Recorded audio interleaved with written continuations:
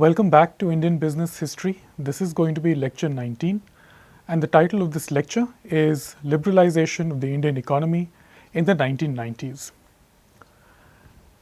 This, as you all are aware by now, will be week 8 or the concluding and final week of this online course. The main theme of week 8 is liberalization and contemporary business trends.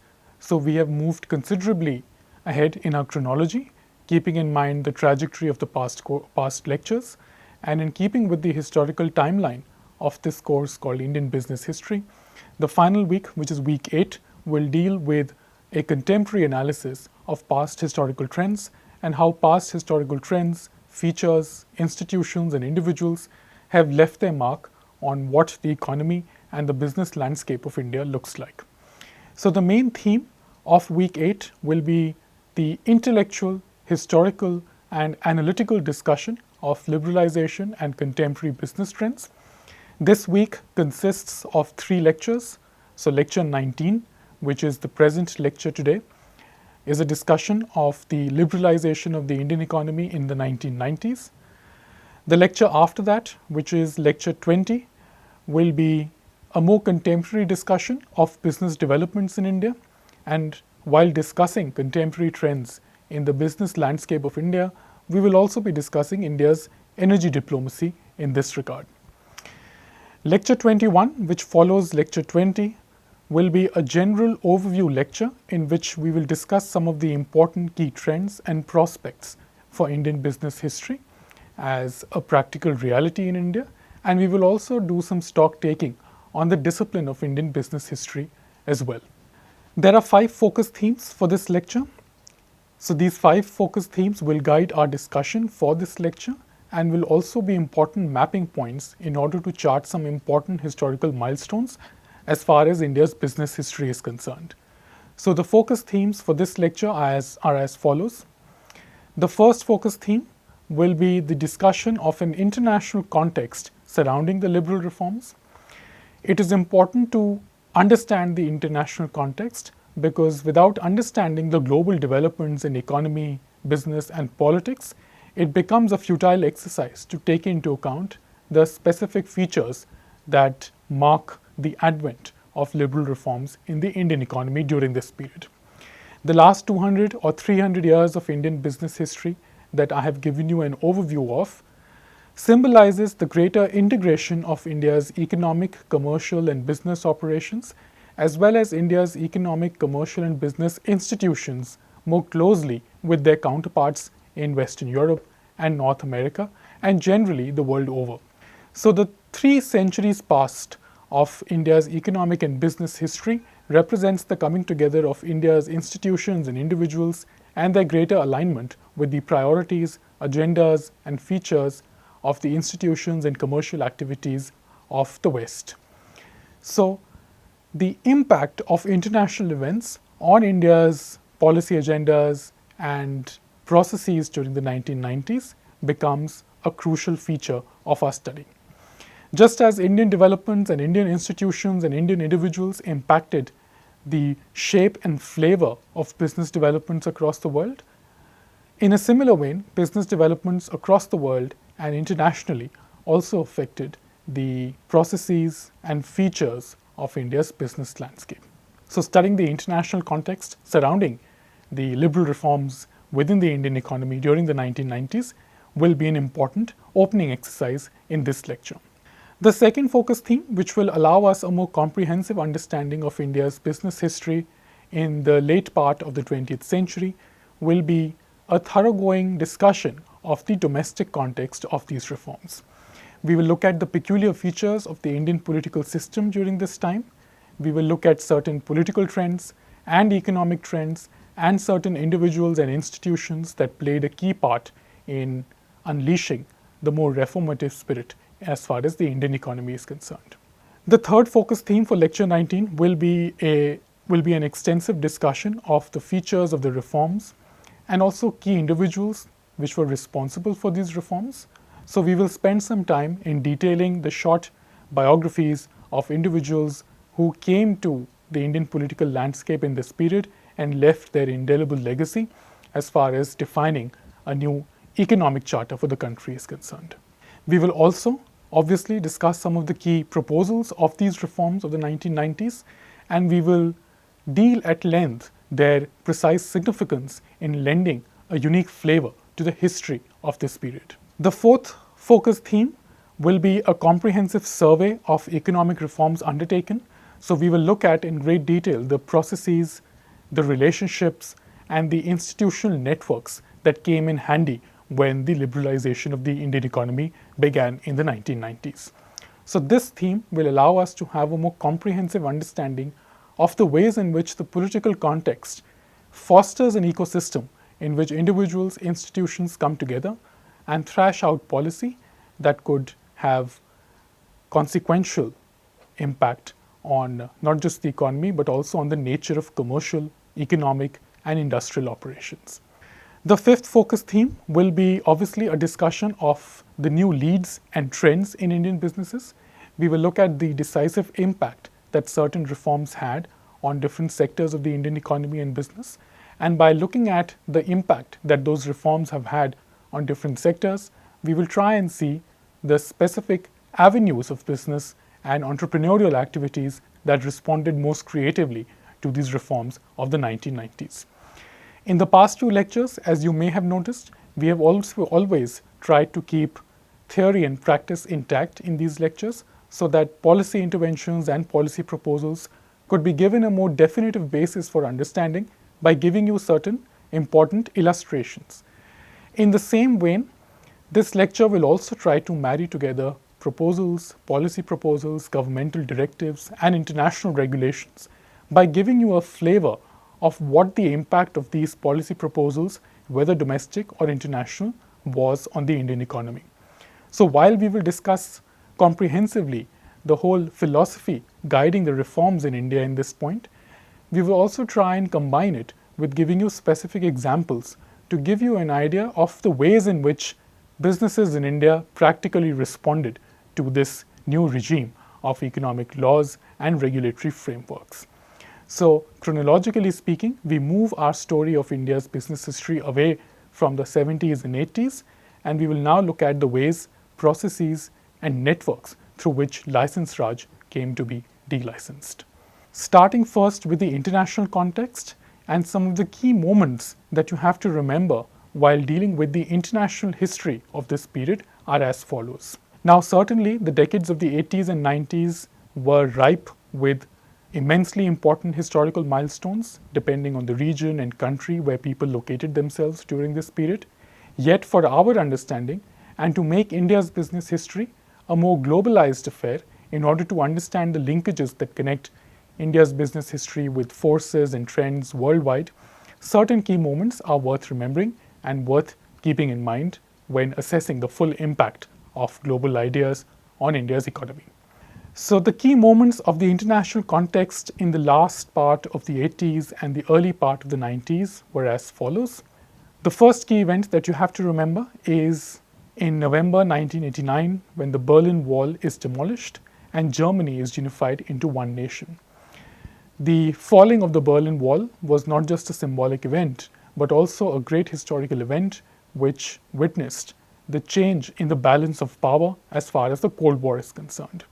The Cold War was essentially a conflict between two opposing factions, led each by the United States and the erstwhile Soviet Union, and this Cold War was not just a military buildup of rival forces, but was also a political, ideological war in which communist ideas competed for influence against the ideas espoused by the United States and certain other advanced economies of North America and Western Europe. So the coming down of Berlin Wall, a city that itself was divided because of the Cold War politics, and the subsequent unification of Germany into one nation represented a profound break in Cold War politics and also witnessed the gradual, steady domination of ideas emanating from the West, chiefly the United States, and the gradual eclipsing of ideas emanating from Eastern Europe, led by the erstwhile Soviet Union. So in November 1989, the demolition of the Berlin Wall also becomes a larger event to mark the demolition of the balance of power that characterized the Cold War. In the same decade, you also have the instance of the Gulf War, whereby the troops of the United States started opposing Iraq's annexation of Kuwait. So this was a renewed round of hostilities in West Asia, where US troops were called in to assist Kuwait, which had been annexed by the Iraqi forces. This localized conflict also became a metaphor for the larger struggle being waged by US-led alliances in order to engineer the dominance of their political, economic, institutional, and cultural ideas across the world. While the roots of the Gulf War may have been local or interregional in their primacy in giving rise to the Gulf War, the intervention of US forces in the Gulf War represented a significant internationalization of the conflicts that had become all too common in West Asia at this point. So just as the demolition of the Berlin Wall represented the demolition of the balance of power that characterized the Cold War, the Gulf War in the same decade represented the internationalization of conflicts emanating in other parts of the world. In 1994, there is a significant milestone achieved as far as race relations and social history is concerned, and also political history in Africa across indeed the world, whereby the abolition of apartheid becomes one of the most significant political events to have ever taken place in the modern 20th century history of South Africa. As a result of the abolition of apartheid, you see the arrival of Mr. Nelson Mandela as the South African president, as the first black South African president, and the abolition of apartheid also brings to a close the unsavory chapter of segregation of people based on the color of their skin in South Africa. So depending on where you are located in the world, the last part of the 80s and the early part of the 90s was a historic group of years in which momentous events took place in a short space of time and revolutionized the character of their economy, politics, or their social or cultural history, or their institutional history, depending on the nature of the event that you discuss. So as far as the international context is concerned, certain key moments that took place in certain parts of the world gave a new meaning to the long-standing historical trends that had come to define the global system of politics until now. To keep up with our discussion of the international context of this period, one of the most significant political developments ever to have taken place in this part of the 20th century was the dissolution of the erstwhile Soviet Union. The dissolution of the USSR into autonomous republics, into different states that now border West Asia and is now informally characterized as the Central Asian republics, impacted the Soviet system and its influence deeply. So just as the Berlin Wall was being demolished in 1989, you also see a steady, gradual, and successive collapse of the Soviet system, whereby its ultimate collapse was marked by the arrival of a collection of Central Asian republics who broke away from the Soviet system and proclaimed themselves as autonomous sovereign republics at this point. So the breakup of the Soviet Union was therefore not just a political breakup, but also ideologically speaking, and in the context of the last days of the Cold War, the breakup of the Soviet Union represented a profound defeat for the political system of the Soviet Union and also for the ideas that were emanating from the Soviet political system during this time. The dissolution of the Soviet Union was also marked by the parallel rise of the US-led world order. So the fall of the Berlin Wall and its quick follow-up by the breakup of the Soviet Union made the United States as the sole country in the world that could exercise its dominance and could exercise enormous cultural influence and institutional influence as far as its economic ideas are concerned. So with the breakup of the Soviet Union and the defeat experienced by communist ideas and their role in organizing successful economies in different parts of the world, it was left to the United States to project internationally an image of stability and political union and their role in projecting ideas of successful economic organization more competitively across the world. So the last days of the Cold War were not just the last days of political systems withering under immense institutional and popular stress, it was also an era in which the ideas championed by the advanced economies of Western Europe and the United States held a decisive amount of sway over the public opinion of people across the world. So just as the Soviet Union is breaking up, this becomes then an important political milestone and a metaphor to mark the end of the Cold War in the 20th century. The Cold War had its origins in the post-Second World War context, whereby different camps led by either the United States or the Soviet Union decided to fashion the world or compete for influence in different parts of the world in order to champion their economic and political causes. But with the breakup of the Soviet Union and the unification of Germany, the end of the Cold War was witnessed by all the political and historical observers during that time. So what is really the benefit or the priority in outlining an international context as far as the Indian economy is concerned?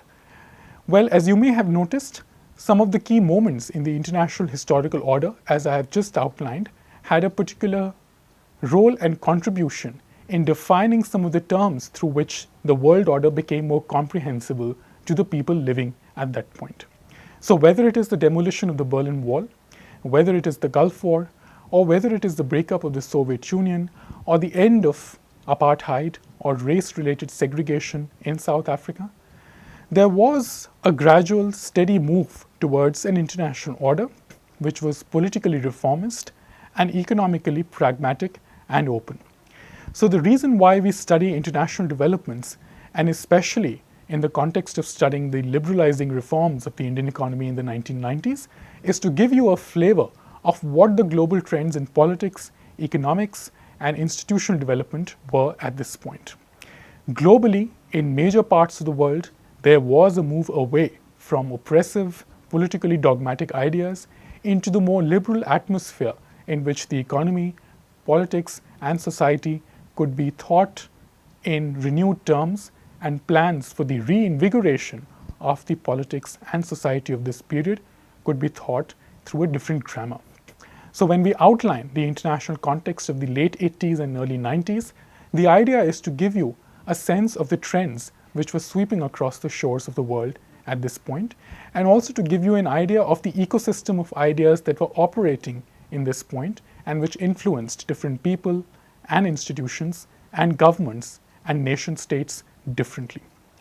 But the general trend that you can witness in the last part of the 80s and early 90s was that significant sections of the world at this point were moving towards contexts that allowed them to become politically reformist, and as far as the economy is concerned, the disruption experienced in the Soviet system and the gradual consolidation of US-led economic order signified that economically at least, pragmatic, liberal, and pro-trade ideas were increasingly visible on the horizon. So the international context, whether it is a discussion of political events or economic events, is crucial to understand the ways in which India or Indians also witnessed these global events and how they took their cue from international events to try and find a new vocabulary for a new economic and political identity for themselves in that or within that international order. Now, there are a few reasons as to why liberalization was undertaken in India in the first place. One of the first reasons that made the political machinery in India more sensitive to the growing demands for liberalizing its economy and the political machinery responsible for reformulating the economy was the spectacle of dwindling foreign reserves. Years of regulatory frameworks and curbs put on industrial production and manufacturing, and regulatory controls put on export and import processes had led to a crucial loss of the foreign reserves that had been carefully built up within India in these decades. So the perilous nature of foreign reserves left in India at the turn of the 1990s was a convincing reason for the government of the day to invoke credible, robust reforms in order to liberalize the economy and build up a critical reserve of foreign currency to tide over future economic or commercial emergencies. So the obvious foremost trigger for invoking significant economic reforms in India was the dwindling foreign reserves in India and the need to build up a stock of those foreign reserves in order to meet any future economic and commercial emergencies. The second important reason that was felt responsible for unleashing liberalization in Indian economy in the 1990s was that exports from India to other parts of the world was sagging. It is widely felt that rising exports from a given country are a credible indicator of the economic health of the country in question, and the sagging or dwindling nature of exports from India cumulatively from the 70s, 80s until about the late 90s or the early 90s was seen as a critical indicator of certain economic and important steps that would have to be taken in order to not just make the exports rise up, but also to refurbish the precise nature of the economy that could create a context in which export or exports would rise in the future. So sagging exports became a symbol of what was ailing the Indian economy precisely during this period. And in order to shore up India's exports, it was felt that more thoroughgoing reforms would have to be taken in the Indian economy, not just to hit the exports high up, but also to relieve some of the critical indicators of the Indian economy. The third important reason that was responsible for unleashing a new philosophy and a new spirit guiding reforms in India in the 1990s was that there was now a systemic and institution-wide sentiment that wanted to do away with inhibitory licensing and regulatory frameworks. The regulatory frameworks, or the license Raj, as you know from our past lectures, was introduced in India precisely to keep controls on the private sector and to make the state a more active player in guiding the economic fortunes of the country. The pre-colonial history of India was or did play an important role in informing successive governments in India after 1947 that the state needed to take active control of the economic affairs, not just to guide the industrial and manufacturing capabilities of the state, but also for the state to be able to fulfill its constitutional obligations as far as service delivery towards its citizens is concerned. So out of its need to make India self-reliant, a more productive state, but also conscientiously committed to the social welfare of its citizens, it was felt that planning and regulatory frameworks like the system of licensing was an important feature.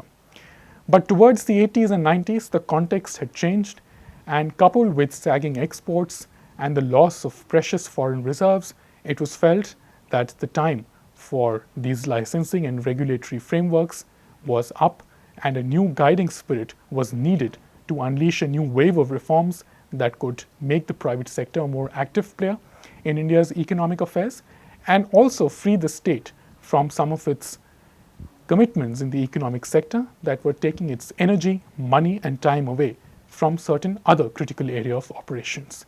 So the philosophy behind the reforms or the economic liberal reforms of the 1990s was to do away with the inhibitory licensing and regulatory frameworks in order to make the private sector a more active player in the entrepreneurial and business affairs of this period. The fourth reason that was responsible for making economic reforms more digestible and publicly more popular was to promote entrepreneurial growth. It was felt that private sector could play an even more significant part in reviving domestic demand and making the Indian economy more robust in its engagements with the outside economy and making it more robust and to be able to withstand the shocks of the global trends and economic systems at this point. So the overall attempt to make the economy more liberal and to unleash certain reformist policy ventures at this point was to rev up the private sector in India, and as part of making an ecosystem that could support private businesses, it was felt that entrepreneurial growth would be one of the cornerstones of national policy at this point. Individual or institutional entrepreneurial growth was seen as one of the critical sectors that could make the state earn more income and use that more income to try and fulfill its long-standing social commitments through other means. So one reason as to why economic liberal reforms of the 1990s become so important a topic in our analysis is not just because it comes towards the fag end of our chronological story, but also more importantly, it becomes a spectacle in which long-standing historical, economic, political, and institutional ideas are turned over and a new vocabulary is found to try and give a new economic identity to India during this time. One of the reasons why it was considered important to invoke those reforms in the 1990s by the government of the day was also to keep up with the global reformist and other open practical ideas relating to economy and trade. With the demolition of the Berlin Wall and the breakup of the Soviet system, it had profound economic consequences on the world. One of the main economic consequences, which could also be studied in collaboration with political consequences, was the gradual steady consolidation of ideas emanating and championed by the advanced economies of Western Europe and also chiefly the United States. A more liberal outlook towards trade, free trade, and a focus on dismantling international or interstate trade barriers in order to facilitate the free movement of goods and services was now becoming one of the main themes of the 1990s political vocabulary.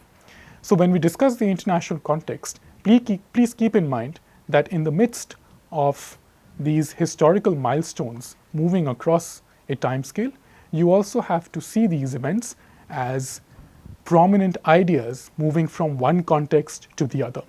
And one of the most prominent ideas to have taken root in the latter part of the 1980s and in the early part of the 1990s was this global recognition, or at least a near global recognition, that ideas relating to free trade and the free movement of people, cultures, institutions from one place to the other without any restriction was a generally good idea towards solving some of the core economic problems of the day.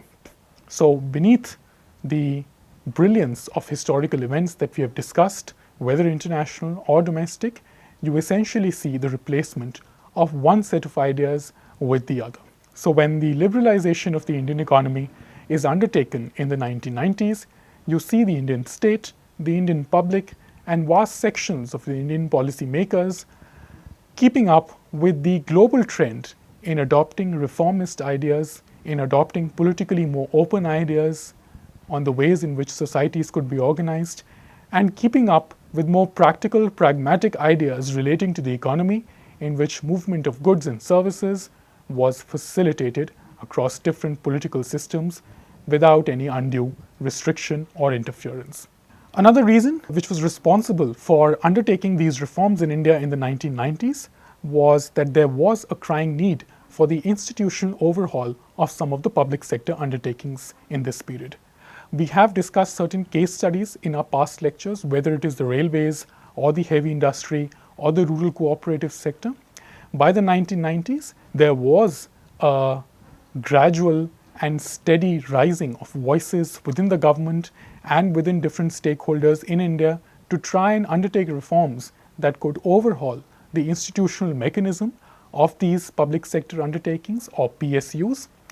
And there was a need felt for creating a policy, institution, and governmental ecosystem in which these PSUs could manufacture, promote exports, and operate and manage themselves more competitively in regards to the developing international framework on free trade and business practices. So one major reason as to why the economic reforms of the 1990s become an important site for us to study is because of its ability to provide us glimpses into the ways in which industrial policy by itself was trying to become different from the past industrial policies that we have studied, and also the need felt for overhauling the institutional and management framework of these PSUs was needed in order to make India's industrial landscape more competitive in response to its Western and American counterparts.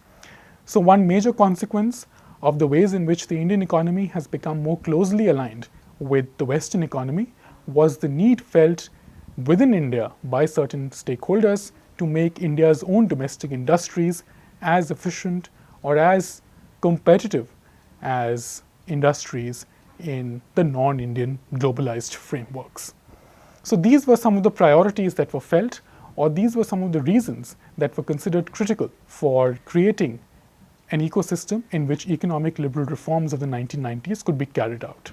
Just want to spend some time on detailing the domestic context that was seen critical in the implementation of economic liberal policies in the 1990s. And the 1990s in India was a different but historically important spectacle in the Indian political system, because not only did it bring forward a new generation of Indian politicians, the decade of the 90s itself was an unprecedented decade as far as governance and governance frameworks in India is concerned. The early part of the 1990s was an era of coalition politics in India. So, as part of this coalition politics, which is basically an alliance of different parties who come together to form national or state based governments within India, you see a succession of different coalition governments taking shape in New Delhi and in some of the important states in India. So, the early 1990s, the domestic context leading to liberalization was one in which different coalition governments came together and formed governments and policies at the center and at the states. While coalition politics was becoming a practical reality of the 1990s, as part of that coalition political system, different alliances came together to form governments at the center and the state levels. While different political stakeholders came together and joined hands in order to make governance more convenient and more practical, you also understand that coalition politics gave rise to a landscape in which policy formulation was complex and it was varied. Different priorities competed for influence, with ideas generating from different alliances, and the 1990s, therefore, was a unique and unprecedented historical context in India in which different ideas, priorities relating to development, either from the state's perspective or the center's perspective, came together and jostled for influence and official and public acceptability. So, coalition politics in the 1990s was an era in which different alliances came together and gave rise to a context of policy formulation which was complex, varied, and differed in its approaches depending on the political parties or stakeholders concerned. As a result of the coalition politics and the era of coalition politics in India, you see you witness a successive cycles of general elections taking place, and you see a wave of succession of different prime ministers helming the affairs from New Delhi. So, just to give you an example of the rapid turnover of executive authority in New Delhi, in 1984, you see the accession of Mr. Rajiv Gandhi to the Prime Minister's office, and he serves from 1984 to 1989. He is succeeded as Prime Minister by Mr. VP Singh from 1989 till about 1990. The successor of Mr. VP Singh was Mr. Chandrasekhar, and he served in the Prime Minister's office from 1990 to 1991. And his tenure as Prime Minister was followed up by Mr. P.V. Narasimha Rao, who served in the Prime Minister's office from 1991 to 1996. I have highlighted the late P.V. Narasimha Rao's name because it was under his tenure as Prime Minister when significant reforms relating to India's economic liberalization were taken. Mr. P.V. Rao's tenure as Prime Minister from 1991 to 96 was also a full 5-year term, which itself was unprecedented given the context of coalition politics in the early 90s in India. So, the relative stability of his term and the stability of his government's tenure within 5 years was also critically responsible for the way in which economic liberalization was rolled out in India. Certain significant economic reforms had been taken before Mr. Rao became Prime Minister, but his 5-year tenureship as the Prime Minister and the largely political stability that he brought to the national government at New Delhi was seen as responsible for unleashing economic reforms at a regular pace, at regular intervals in India during this time. Mr. Rao's tenure as Prime Minister was succeeded by Mr. Atal Bihari Vajpayee, and he served as Prime Minister for a short period in 1996, which was followed by the tenure as Prime Minister by Mr. H.D. Deve Gowda, who served as Prime Minister from 1996 to 1997. This year-long tenure as Prime Minister of Mr. Deve Gowda was followed up by the premiership of Mr. I.K. Gujral, who served in the Prime Minister's office from 1997 to 1998. And this almost a year-long tenure as Prime Minister was then succeeded by Mr. Atal Bihari Vajpayee again, who served as Prime Minister from 1998 till about the year 2004. So in an era of coalition politics where different alliances with their different economic, political, social priorities, and depending on the viewpoints and worldviews of different state parties which came together to form these national alliances, policy making in India was varied and a really complicated affair in the 1990s. So for economic liberalization to take off in an era where policy making itself was very complex and tough is a testament to the robustness of India's institutions and the commitment that India's national, state-based and other popular stakeholders had towards economic issues. So to move away from the license Raj context towards unleashing a more globalized outlook and profile for India's economy at a time when the political system was under heavy strain from the demands of different stakeholders who formed these coalitions is a remarkable study in not just economic management, but also the management of political interests and institutional interests. We will also discuss the role played by certain individuals in these years, which were responsible in unleashing economic liberal policies. But as far as the domestic context is concerned, this was an era of coalition politics in India, and the rapid changeover in the executive authorities in New Delhi made policy making especially difficult and varied in scope. I want to spend some time on detailing the precise ways in which the domestic context in India's politics and economy merged with the globalizing trends in global politics and economy to produce unique results, which resulted in the economic liberal reforms of the 1990s. In the early part of this lecture, I outlined a few historical milestones that you must remember when talking about the overall international history of this period. And we also discussed the era of coalition politics, which dictated the ways in which the political system worked in India in the early part of the 1990s. The liberal reforms of the Indian economy in the 1990s, therefore, is a curious and crucial product of the intermingling of domestic and international contexts as far as India is concerned. So the Indian economy and foreign policy were partners as far as the international history of this period is concerned. The international context, as you know, is never removed from the status of the economy and business operations, but crucially in the decade of the 1990s, the international context played a huge role, a hugely significant role in determining the contours of economic, commercial and business policies of this period.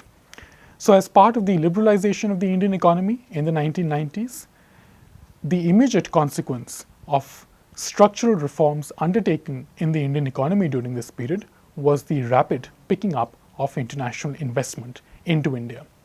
The rising tide of foreign investment into different Indian economic sectors and service sectors and other area of business operations was also seen as a smaller development of the larger re-evaluation that India undertook in its bilateral relations with some of the most prominent countries in the period. So the picking up of foreign investment into India after the implementation of the economic reforms of the 1990s was largely seen as the overhauling of India's foreign policies with some major countries of this period, including the United States and the erstwhile Soviet Union, which later becomes Russia. Foreign investment into India also picks up as a result of the development of certain critical business sectors in India. So the IT revolution, which was the designing, manufacturing and the export of software-related technologies from certain Indian cities to Western European capitals and also most significantly to American cities and generally North America, was seen as one of the most important consequences of undertaking these critical structural reforms of the Indian economy in the 1990s. This resulting IT revolution and the closer economic ties that India forged with American economic institutions and the general flavor this gave to the developing friendlier ties or the developing bilateral ties between India and the United States became a dominant foreign policy metaphor for the economic history of this period.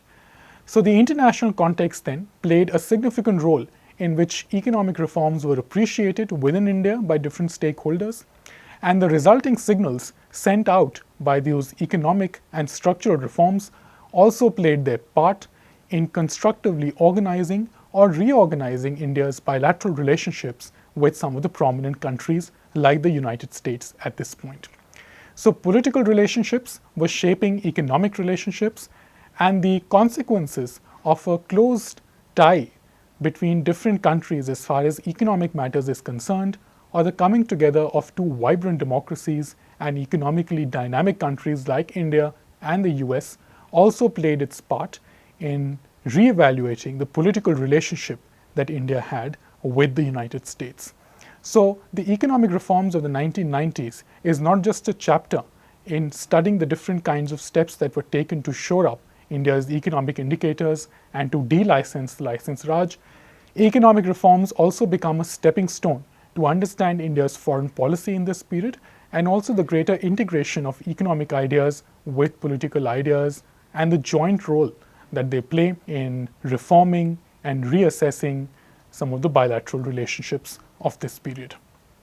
Within this re-evaluation of India's foreign policy and the re-evaluation of its economic and industrial and business framework, you also see the coming up of different individuals on the Indian political and economic horizon that left their indelible mark, and through their efforts, talent, and knowledge, laid their emphasis on restructuring India's economic infrastructure and put it back on the path towards prosperity and self-reliance. It is in this context that it is important to remember the various roles, responsibilities, and contributions made by Dr. Manmohan Singh, former Prime Minister of India.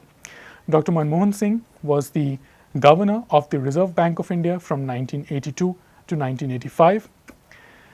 This was followed by his stint as deputy chairman of the Planning Commission, a position that he was in from 1985 to 1987.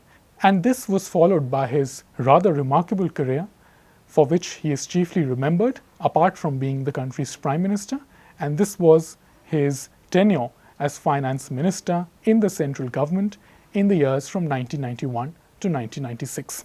His years as finance minister were in parallel with the tenureship of Mr. P.V. Narasimha Rao as India's prime minister from 1991 to 1996, and this joint duo of Mr. Rao and Dr. Manmohan Singh was seen as critical in creating a context and an ecosystem in which the economic reforms were made politically, socially, culturally, and institutionally more acceptable to the Indian public, and also to project India's image as a reformist country in economic terms to the international community. So the coming together of Dr. Manmohan Singh and Mr. P.V. Rao as India's Prime Minister from 1991 to 96 was seen as a crucial feature in which individuals and institutions came together in a symbiotic relationship in order to unleash certain structural reforms that were considered critical for the economy during that period. As part of the general overhauling and revision of India's ties with some of the most important countries during this period, there is also a reset in Indo-Russia ties after the breakup of the Soviet Union. Once the Soviet political system breaks up into the several Central Asian republics that we see today, India also had to recalculate and reformulate its terms of engagements with the largest country of the Soviet system, which was now known as Russia. So India's diplomatic, political, social, and institutional engagements with the erstwhile Soviet Union and now Russia underwent a significant transformation. And while this significant transformation in the Indo-Russian ties was underway, you also see the parallel consolidation of India's economic, political, institutional relationship with the United States. So in the end of the Cold War, which happened as a result of the dissolution of the Soviet system, you see India trying to reformulate its economic diplomacy and also its political bilateral relationship with Russia and the United States. This lent a distinctive context within which India had to undertake its critical economic liberalization plans. India-China ties also revived during this period. So the visit of former Prime Minister Mr. Rajiv Gandhi to China in 1988 also witnessed a significant transformation in the relationship or the political relationship between India and China. Today, India and China share a distinctive economic relationship and are also credible partners in the international policy framework or towards the furthering of a rules-based international order. But the historical origins of the Indo-Chinese relationship lay back in the 1940s and 50s, and it was in the 1980s that ties between India and China got revived after their brief suspension following the 1962 border conflict. So the visit of Prime Minister Rajiv Gandhi in 1988 to China also witnessed or was becoming responsible for a significant transformation in the Indo-Chinese bilateral relationship. So on all fronts, and considering some of the important countries of this period, India, while embarking critical reforms within its economy, was also undertaking an ambitious foreign policy role whereby it was trying to craft a new vocabulary or a new terms of engagement with the United States, with Russia and China during this period. This evolving foreign policy context was responsible also in making the economic context within India more pronounced and more significant. In the early part of the 1990s, India and Israel also established diplomatic relations. This bilateral relationship would have important consequences for the ways in which India developed its military and economic infrastructure during this period. So apart from crafting and recrafting new ties with the US, Russia and China, India and Israel established formal diplomatic relationship with each other in the early part of the 1990s, where embassies of these countries were opened in their respective national capitals. So what really was the Liberalization Action Plan? We have discussed the international context in great detail. We have also discussed the domestic context in great detail. And we have also tried to merge the two contexts in order to arrive at a more comprehensive understanding of the history of this period. But I want to now spend some time to underline what the precise events were that led up to the formal invocation of structural reforms for the Indian economy in the 1990s. So as part of the Liberalization Action Plan, 21st June 1991 is when Mr. P.V.N. Rao is appointed formally as India's Prime Minister. And just a short while after his appointment as India's Prime Minister, on the 24th of June 1991, Dr. Manmohan Singh outlines the liberalization policies to the members of his finance ministry. As finance minister, he was the individual responsible for creating a context to develop a new policy framework for India's economy and also implement measures that could shore up India's economy and revive its critical indicators during this period. So while the executive authority was vested in the office of the Prime Minister, a part of that authority was also delegated to his finance minister at this point, which was Dr. Manmohan Singh.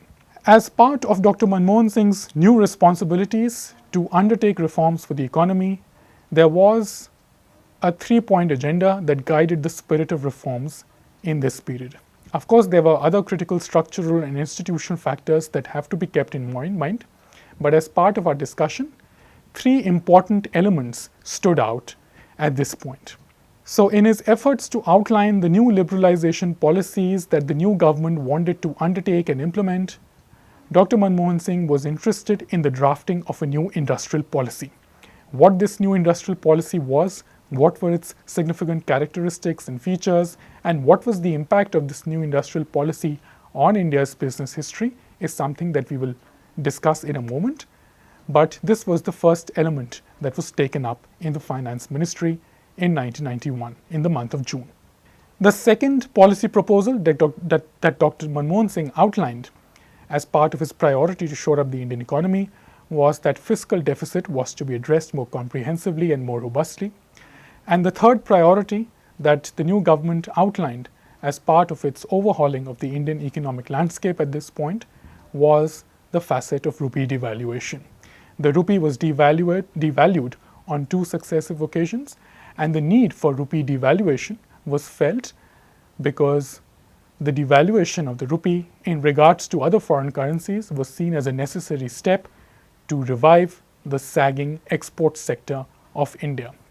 In the early part of this lecture, I had outlined that one of the foremost reasons that were held responsible for undertaking structural reforms in the Indian economy was the spectacle of sagging exports. So the new government in 1991 decided to undertake new reforms or to create an ecosystem for reforms to be made more popular by focusing their attention on increasing or whipping up India's exports. On the 3rd of July 1991, export subsidies were abolished. So the reason why precise dates are being mentioned in this slide in front of you is to give you a glimpse of the ways in which policy was formulated in a very short space of time. Critical measures were taken, important decisions were implemented, and in order to revive the economic landscape of the country and in order to heal the sagging economic indicators that were being witnessed by everyone, it was felt that important decisions had to be taken in a short space of time. So the reason for giving specific historical milestones as far as the Liberalization Action Plan is concerned is to give you a flavor of the urgency that was felt by different stakeholders to undertake critical structural reforms and to see results instantly. The economic, commercial, and industrial emergency faced in the early part of the 1990s was sufficient reason for the new government to undertake critical reforms as rapidly as possible. The Liberalization Action Plan cannot be understood if we do not know the underlying spirit that guided the steps in this period. So the guiding spirit behind the Liberalization Action Plan was based on a number of grievances and structural factors that were making it possible for a new economic vocabulary to be invoked to rescue the Indian economy during this period. So the guiding spirit behind the Liberal Action Plan or the Liberalization Action Plan was dependent on about 6 principles. And the first guiding spirit or the first priority that was seen as responsible for undertaking structural reforms for the economy was to increase exports. Rising exports from a given country was seen as critically responsible for a rise in the national income. It also projected an international image of a sound economy of a given country. So to increase exports, it was felt that critical economic reforms had to be undertaken. An ecosystem had to be laid in place that could foster exports, curb imports, and make the country more richer in its foreign reserves. As a result of increasing exports, it was felt that critical foreign exchange reserves could be built up in a more comprehensive manner. A steady amount of foreign exchange reserves was deemed necessary because as part of the international trading arrangement and as part of the international business framework, every country was required to have a certain reserve of critical foreign currency which could help the given country tide over certain economic emergencies. So the major reason why exports were now to become a priority sector for the new government was because increasing exports could also help the government and the country earn precious foreign reserves and build a credible stock of them. The most important guiding spirit for these reforms was also to project a new international image of a new resurgent India in the early 1990s. It was deemed necessary that by invoking these economic reforms and by undertaking certain structural reforms in the economy, the international stakeholders could be made to believe that India was on the right path towards national prosperity and was also acting in response to the globalizing trends which were favoring free trade, free movement of peoples and goods across national barriers without undue interference from national governments. So one major reason as to why these economic reforms were taken so rapidly in so short a time because it was felt that these reforms could serve dual purposes. They would shore up the economy domestically and also internationally project the image of a resurgent India. The other guiding spirit behind these reforms was to dismantle licensing and regulatory frameworks. This is something that we have already discussed in the previous moments in this lecture, and we will take this up in greater detail as we go by. And the other priority that was felt in the 1990s was to widen the space of operations for the private sector. The private sector had been playing its role in its own limited ways in trying to augment the country's national income or to augment the country's capabilities as far as manufacturing and industrial production is concerned. In the context of the 1990s, the guiding spirit of the reforms also envisioned a more expansive and responsible role for the private sector. The other important element that formed the guiding spirit of the reforms in the 1990s was also to invite investment from abroad and from within India in order to promote competition in the goods and service industries. So the competition, or to make the field of industrial production and management more competitive, was also seen as a spur or a catalyst for the institutional overhaul of some of the public sector undertakings in India in this period. So when we talk about the needs or priorities that led different policymakers, lawmakers, and politicians and other leaders to undertake reforms more comprehensively in the Indian economy, it was primarily to shore up the economic indicators in the country in order to create a context in which different industrial, commercial, and economic operations could play out more constructively than before. Some of the other individuals, apart from the Prime Minister and the Finance Minister, who also played a critical role in forming new policy proposals and new industrial policies, is also important for us to remember, because India's business history in this part of the decade is critical if we take into account the roles, responsibilities, and contributions of a wide variety of individuals and institutions who came together to invoke a new grammar for India's economic reform. So as far as the liberalization action plan is concerned, and the individuals and institutions who also played their important role in this context of economic reforms are as under. The first individual who played a responsible role in charting new policies and in guiding the efforts of the Finance Ministry to try and draft new policy proposals for these reforms of the 1990s was Mr. C. Rangarajan.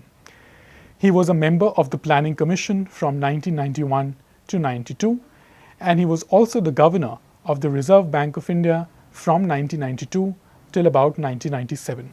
He played a critical role in bringing different technocrats of the government of India together.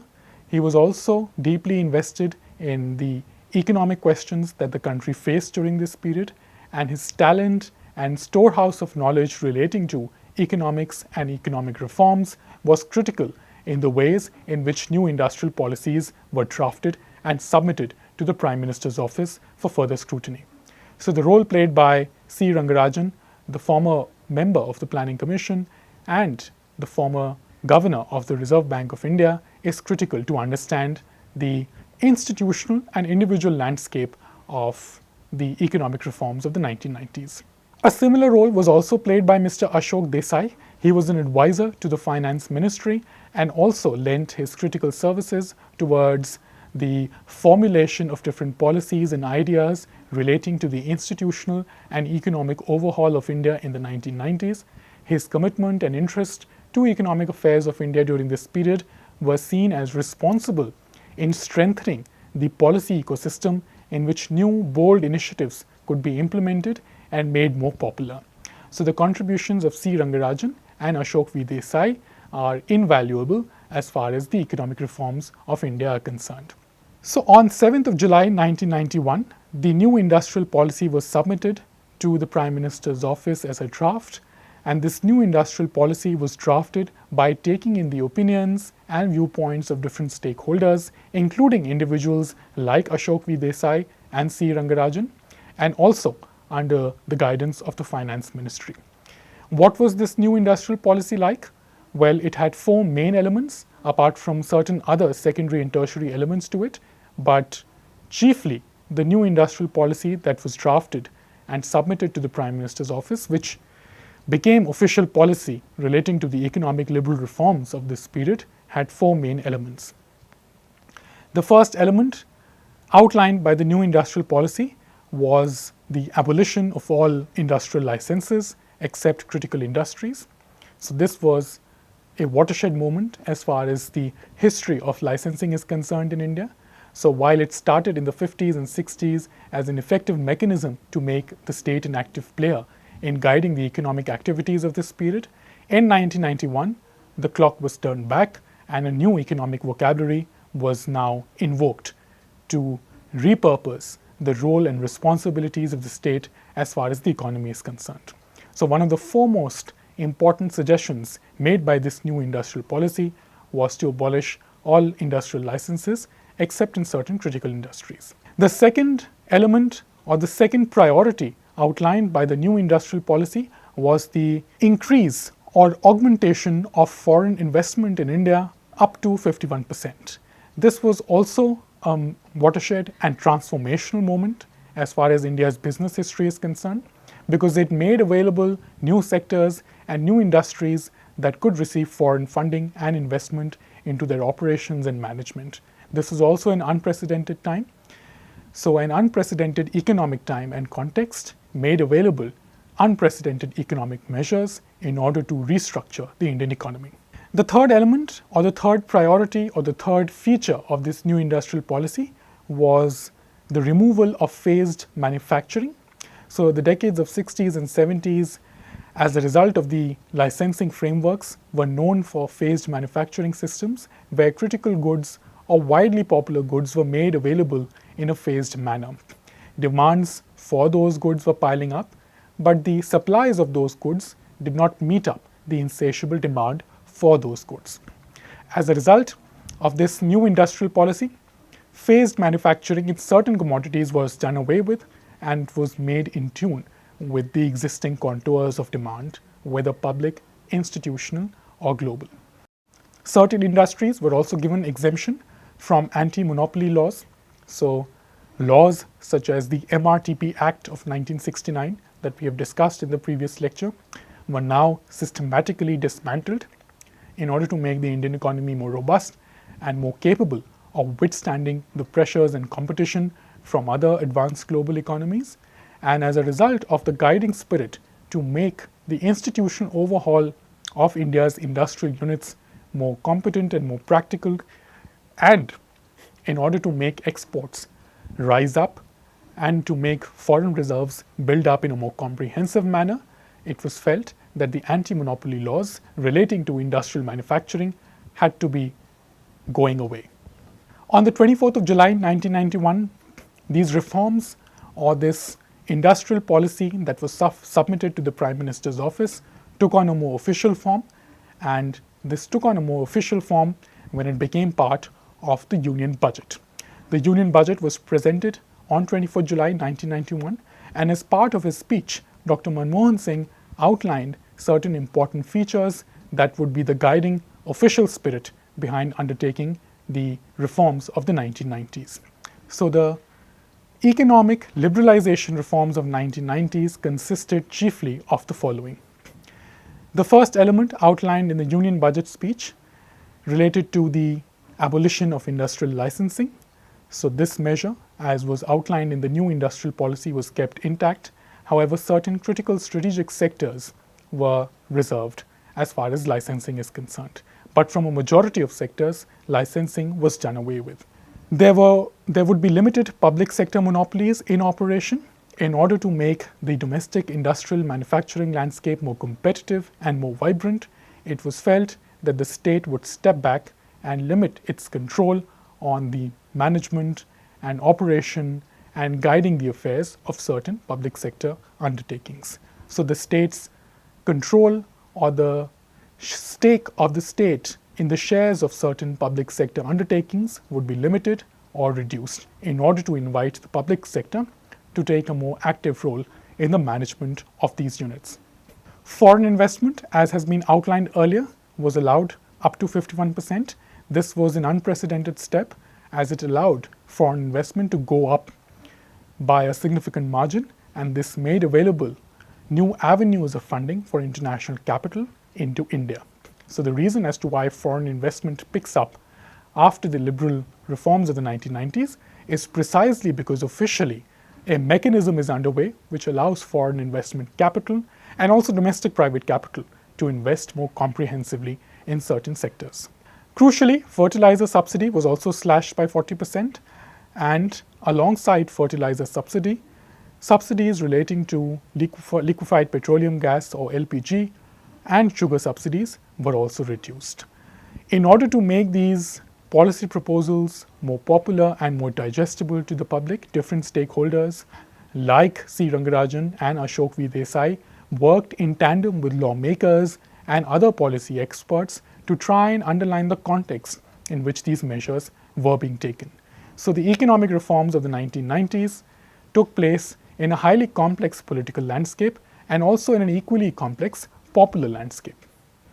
Some of the new business leads and trends that took off after these economic reforms were unleashed in the 1990s are as follows. And while I outline these new economic and business sectors, it is important to remember that the economic reforms of the 1990s, or the restructuring of the economic fundamentals of India during the 1990s, impacted the following sectors more dramatically than the others. There was a intersectoral impact that was felt as a result of these reforms, but four broad sectors felt the full force of these reforms, and these sectors in turn responded creatively to the nature and character of the reforms that were being unleashed in India. The first sector that witnessed the most dramatic reforms was aviation in India. So the open skies policy, which invited foreign investment and also domestic private investment into the setting up of new companies or collaborations as far as aviation companies is concerned, was seen in the mushrooming of different companies that set themselves up as civil aviation companies. So breaking the monopoly of Indian Airlines and Air India as state-run airlines, you see the coming up of new outfits and new companies that rendered aviation services to the people of India. These new aviation companies were either domestic private-run companies, or some of them were also products of a significant collaboration between Indian capital and international capital. So civil aviation witnessed the most dramatic impact of the economic liberal reforms of the 1990s.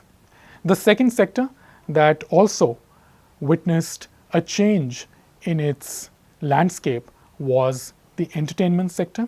So immediately, once new economic reforms are undertaken by the government, you see the rise of new TV channels and you see the rise of new broadcasters who are allowed to broadcast new content to the Indian public. So just as civil aviation witnesses the rise and emergence of new companies which could break the monopoly of the existing government-run airlines, entertainment also witnesses the breaking of the monopoly of state-run channels and the coming up of different channels, either private-run from within India or channels coming up as a collaboration between Indian operators and Western operators to try and offer new content and new services to the viewers. The software industry was one of the foremost industries to take off after the economic liberal reforms became a practical reality in India. So the rise and consolidation of TCS, which is Tata Consultancy Services, and the global reach of companies like Infosys in not just European markets but all across North America was seen as the decisive consequence of the ways in which the Indian economy was getting restructured and was giving more impetus to the talent, energies, and capabilities of the private sector. The designing, export of software-related services and programs was seen as a decisive Indian contribution towards the remaking of the world economic order during this point. As a result of the crucial services that Indian technicians and Indian engineers and Indian software developers were extending across the world, this was also a medium through which the rest of the world saw India differently. As part of this reorientation of India's economic image across the world, you also see the coming together of two largest democracies more closer to each other. So the intimate economic relationships that were developed between software giants within India and in the USA also contributed towards the making of a new foreign policy between India and the United States during this time. So India's business history in the decade of the 1990s also had economic repercussions, but more crucially, those economic repercussions had a critical role to play in the development of bilateral and interstate relationships. Certain other sectors that also witnessed a turnaround in their management styles and a turnaround in their economic fortunes and the way they were run was felt in the sector of banking, where significant international capital either entered through collaboration or set up shops or branches of different banks in India, which became a source of funds for a renewed round of business and commercial activities in India after the reforms of the 1990s. Just as the banking sector was witnessing a change as a result of the implementation of economic reforms, sectors like insurance and healthcare also witnessed a substantial surge in private investment into these sectors, and the coming up of new hospitals or new healthcare facilities or new insurance mechanisms was seen as the opening up of sectors which had earlier been limited or curbed by the regulatory frameworks relating to license Raj. Just to offer a summary of what we have discussed in this lecture so far, the first element that you have to keep in mind while preparing for the economic reforms of 1990s is to understand that global political and economic trends shaped Indian policies relating to the economy. The economic reforms of the 1990s were shaped by the international trends that favored a more freer movement of goods and services across different barriers without undue interference. And the resulting economic reforms also shaped international global currents. So the worldwide conquest of the India's software industry and the influence enjoyed by India's software leaders was responsible in the way in which the international community saw India through different eyes. Secondly, there was also a steady shift towards ideas that favored more open and pragmatic policies to encourage international trade. Because India was a responsible member of the international community at this point, it was felt that the economic reforms of the 1990s were also a source to project a new image of a resurgent India in this international community. Thirdly, within India, there was a coming together of individuals and institutions that supported reformist trends. Chiefly, the Prime Minister, Mr. P.V. Narasimha Rao, and Dr. Manmohan Singh, amongst many others, contributed their talents and knowledge towards the building up of a storehouse of knowledge that could invoke a new terms of engagement in order to recharacterize or restructure the Indian economy. This was a time of coalition politics, so the particular skill, whether political, institutional, or intellectual, in managing different viewpoints and making them agree broadly on a set of comprehensible points that could shore up the India's economy, was a testament to the robustness of India's democratic institutions and its leaders. Fourthly, there was an aim towards delicensing and freeing the private sector from licensing controls to encourage growth. The context of the 60s and 70s, which had put controls on economic and commercial operations in order to make the state a more active player in guiding the economic affairs of those periods, was seen as a thing of the past, and now these new economic liberal policies were seen as responsible in catalyzing a new framework in which the private sector could play a more active role and private entrepreneurial growth could drive the fortunes of the state and make the economic and business landscape more vibrant. Fifthly, the economic reforms have to be understood in their short, rapid context and in the way in which decisive steps were taken in the 1990s. Because of the emergency at hand, it was felt that rapid decisions had to be taken in order to restructure the Indian economy and to make businesses and economic activities more robust and more credible. So swift, rapid measures were taken to structurally reorganize the economy in the 1990s, and new sectors of business operations responded to the reforms more positively. So just as new reforms were being implemented more rapidly into the Indian economic landscape, in a similar fashion, Indian businesses and certain new sectors of economic and commercial operations responded to those reforms in as rapid a manner as these reforms were introduced. So the decade of the 90s is also a short decade, but its repercussions on Indian political systems and economic systems was quite important. And new business formations came up in quick succession in response to this new policy framework that was being laid out swiftly in India at this point. There was also a surge in foreign investment and collaboration in Indian businesses. Commercial and financial activities also benefited positively from the surge in international investment in this period. So areas like civil aviation, banking, entertainment, and the healthcare industry experienced the positive impact of these economic reforms of the 1990s, and a significant amount of collaboration took place between Indian capital and Western capital, and the business landscape of India was transformed significantly. Finally, the general guiding spirit and the consequence of undertaking these reforms of the 1990s was done chiefly to focus on building an atmosphere for entrepreneurial growth and lend a greater amount of support for the private sector. The decades of the 60s, 70s, 80s, as you may well remember, were spent on creating an ecosystem in which these licensing frameworks and regulatory frameworks could be put in place in order to put curbs in the private sector and to make the state a more active player. But the 1990s was a turnaround in those policies whereby the private sector was given a more wider scale of operations, and a renewed focus was now spent, or a light was shown on the ways in which entrepreneurial growth could drive the growth of the larger business landscape in India at this moment.